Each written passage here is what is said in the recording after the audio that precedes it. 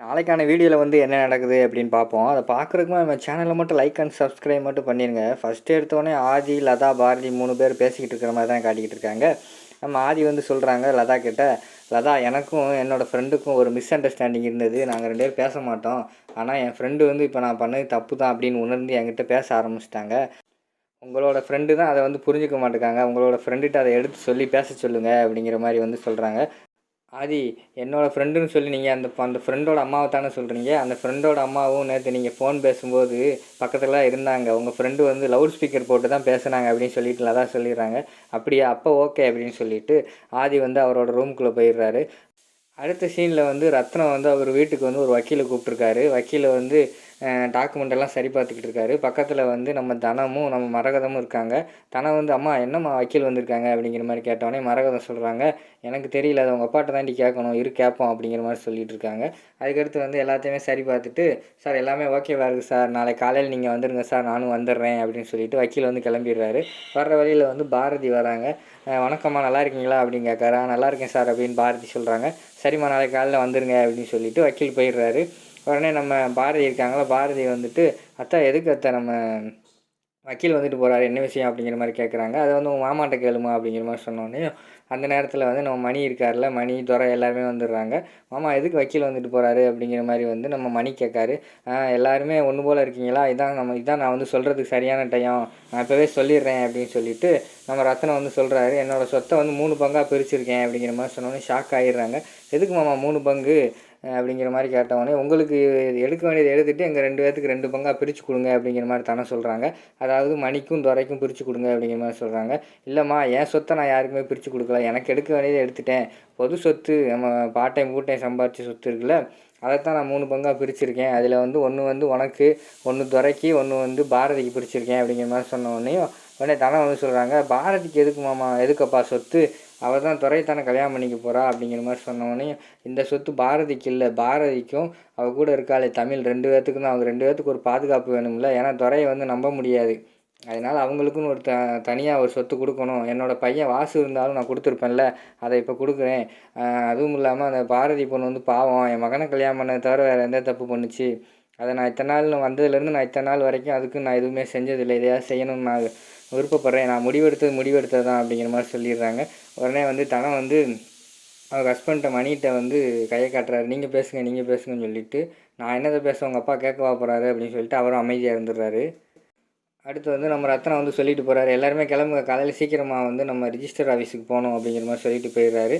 மறுநாள் எல்லாருமே ரிஜிஸ்டர் ஆஃபீஸுக்கு கிளம்பி போயிடுறாங்க. நம்ம ஆனால் முதல் நாள் நைட்டே வந்து நம்ம பாரதி இருக்காங்களா, எனக்கு எதுக்கு சொத்து, எனக்கு வேண்டாமாமா அப்படிங்கிற மாதிரி ரத்னம் சொல்கிறாங்க. இருக்கட்டும்ப்பா, இது உனக்கும் நான் எதுவுமே செஞ்சது இல்லைல்ல, உனக்கும் தமிழுக்கும் இது ஒரு பாதுகாப்பாக இருக்கட்டும் அப்படிங்கிற மாதிரி சொல்லிவிட்டு, நான் எடுத்த முடிவு அவள் எடுத்தது தான், இனிமேல் எதுவும் மாற்ற போகிறதில்ல அப்படின்னு சொல்லிட்டு போயிடுறாரு. உடனே வச்சுக்கோ பாரதி, உனக்கு தானே வாசு இருந்தாலும் அது கொடுக்க தானே போகிறோம், இதை வாங்கி நீ வச்சுக்கோ அப்படிங்கிற மாதிரி மரகதம்மா சொல்லிடுறாங்க. சரியத்தை அப்படின்னு சொல்லிட்டு போயிடுறாங்க. மறுநாள் ரிஜிஸ்டர் ஆஃபீஸ் போயிடுறாங்க.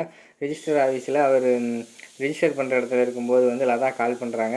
என்ன ஆஃபீஸ்க்கு வரலையான்னு கேட்டதுக்கு, நான் ரிஜிஸ்டர் ஆஃபீஸில் இருக்கேன், ஒரு ஹாஃப் டே இல்லை பெர்மிஷன் கேட்டிருக்கேன், அதுக்கடுத்து வந்துடுவேன் அப்படிங்கிற மாதிரி சொன்னோடனே சரின்னு சொல்லிட்டு எல்லாருமே ரெஜிஸ்டர் ஆஃபீஸ்க்குள்ளே போயிடுறாங்க. ரெஜிஸ்டர் பண்ணிக்கிட்டு இருக்காங்க. அவங்க எல்லாருமே வந்து கையெழுத்து போடுங்க அவங்க பத்திரத்தில் அப்படின்னு சொன்னோன்னே எல்லாருமே கையெழுத்து போடுறாங்க. 3 பேர்த்துக்குமே 3 பத்திரத்தை பிரித்து கொடுத்துட்றாங்க. எல்லாருமே வாங்கி வச்சுக்கிறாங்க. நம்ம பாரதி மட்டும் எனக்கு வேண்டாம் அத்தை, நீங்களே வச்சுருங்க அப்படிங்கிற மாதிரி சொல்கிறாங்க. இல்லைம்மா, அது நீயே வச்சுக்கோ, அதில் என்ன இருக்குது, உனக்கு உண்டான சொத்து தானே அப்படிங்கிற மாதிரி மரகதம்மா சொல்கிறாங்க. ஏம்மா பாரதி, அதை வந்து வாங்கிட்டு திருப்பி வேணால் உங்கள் அத்தைகிட்ட கொடுமா அப்படிங்கிற மாதிரி சொல்லிடுறாரு. சரி அத்தை அப்படின்னு சொல்லிட்டு வாங்கிட்டு திருப்பி மரகதத்தையே கொடுத்துட்றாங்க. மரகதம் வாங்கி வச்சுக்கிறாங்க.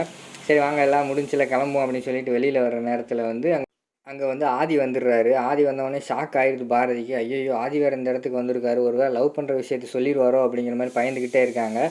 உடனே வந்து நம்ம ரத்னம் வந்து கேட்குறாங்க, வாங்க தம்பி, என்ன இந்த பக்கம் அப்படின்னு கேட்டவுடனே, எனக்கு ஒரு முக்கியமான வேலை இருக்குது, கம்பெனி விஷயமா ஒரு முக்கியமான வேலை இருக்குது, அதான் வந்தேன், பாரதியை முக்கியமாக அவசரமாக கூப்பிட்டு போகணும், அதுக்காக தான் இங்கே வந்தேன் அப்படிங்கிற மாதிரி சொன்னோடனே, அப்படியா தம்பி, சரி தம்பி கூப்பிட்டு போங்க அப்படின்னு மரகதம் சொல்லிடுறாங்க. உடனே அங்கிட்ட வந்து துரை வந்து தனங்கிட்ட சொல்கிறாங்க, என்னக்கா இது பாரதி அவங்க கூட அனுப்பி வைக்கிறாங்க, இதெல்லாம் என்ன முறையாக இருக்குமா அப்படிங்கிற மாதிரி கேட்டோடனே, நான் என்னப்பா சொல்கிறது, உங்கள் அம்மா தான் சொல்லுதில்ல, நீ போய் கேசிக்கோ அப்படிங்கிற மாதிரி தனம் சொல்லிடுறாங்க. அதுக்கடுத்து வந்து சரிப்பா கூப்பிட்டு போங்க, ஏதோ அவசர வேலை இருக்குதுன்னு சொன்னீங்களா, கூப்பிட்டு போங்க அப்படிங்கிற மாதிரி ரத்னமும் ஓகே சொல்லிடுறாரு. ஆமாப்பா, உன் கல்யாணம் நின்றுச்சு, நான் ரொம்ப கவலைப்பட்டேன், ஒன்றும் கவலைப்படாத, நான் உனக்கு ஏற்ற ஒரு நல்ல பொண்ணு கிடைக்கும்ப்பா அப்படிங்கிற மாதிரி சொன்னோடனே, ஆதியும் ரொம்ப தேங்க்ஸ் சார், உங்களோட ஆசீர்வாதம் எனக்கு எப்போவுமே வேணும் அப்படிங்கிற மாதிரி சொல்லிடுறாங்க. சரி சார், நானும் அர்ஜென்ட் ஆயிடுச்சு, நான் அப்படியே கிளம்புறேன் அப்படின்னு சொல்லிட்டு பாரதியை கூப்பிட்டுட்டு அந்த இடத்த விட்டு கிளம்பிடுறாங்க. கிளம்புனோடனே நம்ம துரைக்கு வந்து பயங்கரமான கோவமாக இருக்கிற மாதிரி காட்டுறாங்க. அடுத்த சீனில் வந்து பாரதியும் நம்ம ஆதியும் காரில் போய்கிட்டே இருக்கிற மாதிரி காட்டுறாங்க. போய்கிட்டே இருக்கிற இடத்துல வந்து ஒரு பாட்டு போடுறாரு, கூல் பண்ணுவோம் நம்ம பாரதி அப்படின்னு சொல்லிட்டு, என்ன ஒரு அழகியலான ஒரு சாங் இருக்குல்ல, அந்த பாட்டை போடுறாரு. போட்டவொடனே பாட்டை அமர்த்துங்க சார் அப்படிங்கிற மாதிரி சொன்னோடனே, எதுக்கு பாரதி இருக்கட்டும் அப்படிங்கிற மாதிரி சொன்னோம். இல்லை எனக்கு தலை வலிக்குது, பாட்டை அமர்த்துங்க அப்படிங்கிற மாதிரி சொல்லிடுறாங்க. தலை வலிக்குது அப்போனா இருங்க அப்படின்னு சொல்லிட்டு பாட்டை அமர்த்திட்டு வண்டியை ஓரம் கட்டிட்டு போய் ஒரு ஐஸ்கிரீம் வாங்கிட்டு வந்துடுறாரு. இந்தாங்க பாரதி ஐஸ்கிரீம் சாப்பிடுங்க அப்படிங்கிற மாதிரி சொன்னேன். எனக்கு அது ஐஸ்கிரீம் அப்படின்னு கேட்குறாங்க. இல்லை, அதாவது டென்ஷனாக இருந்தால் ஐஸ்கிரீம் சாப்பிட்ணும் என்னோடய ஃப்ரெண்டு சொல்லியிருக்காங்க அப்படின்னு சொன்னோன்னே, எனக்கெல்லாம் ஒன்றும் வேண்டாம் அப்படிங்கிற மாதிரி சொல்லிடுறாங்க. சரி பரவாயில்ல, நீங்கள் சாப்பிட்லாம், நான் சாப்பிட்றேன்.